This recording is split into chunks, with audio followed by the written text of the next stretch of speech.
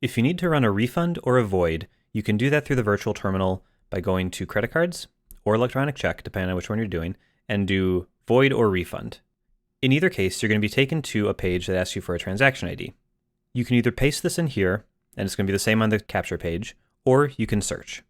That takes you to the reports page, and we're going to go to the bottom, hit submit to just show me all my transactions, and this account currently has 2 transactions on it. One sale for $2, and a authorize and capture for $30.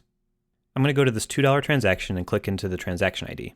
I can see all the transactions information, and there's a few buttons here at the top that will help me out. I can void or refund.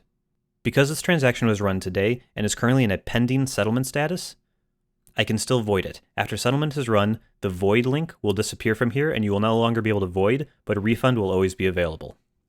In this case, I'm going to do a void. I tap that, and it takes me back to the void page where I can have the transaction ID already filled out. I hit void, and there we go. The transaction's been voided.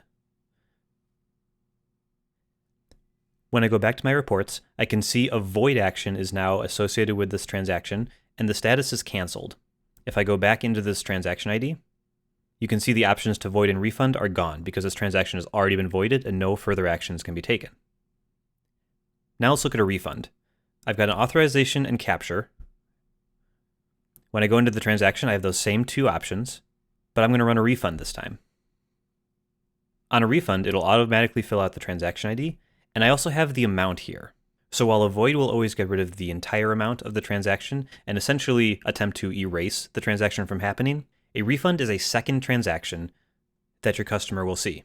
So in this case, they were charged $30, so they'll see a $30 debit on their account, and when I run this refund, they'll see a $30 credit back onto their account. I can change this to any amount up to or equal to the $30 that I had before. I'll do a partial refund in this case. We're going to give them $25 back.